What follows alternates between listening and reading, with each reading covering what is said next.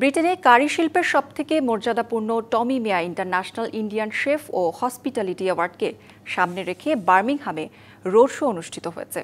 Birmingham প্রতিনিধি জয়নাল ইসলাম জানান, টমি মিয়ার উদ্যোগে ১৯৯১ সাল থেকে রন্ধন শিল্পের অবদানকে স্বীকৃতি দিয়ে আসলেও গেল বছর বার্মিংহামে জমকালো অনুষ্ঠানের মাধ্যমে কারি শিল্পের প্রেস্টিজিয়াস ইভেন্ট হয়।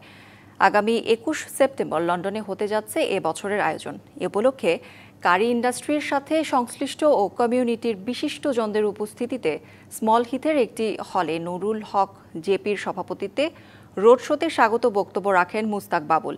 মূল বক্তব্য দেন সেফ টমি মিয়া এমবি।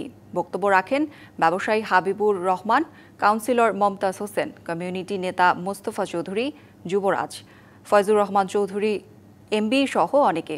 আয়োজকরা জানান, ১৪ সেপ্টেম্বর লন্ডনের রয়্যাল রিজেন্সি হলে অনুষ্ঠিত হবে লাইভ কুক অফ প্রতিযোগিতা ও বাংলাদেশ ফুড ফেস্টিভ্যাল।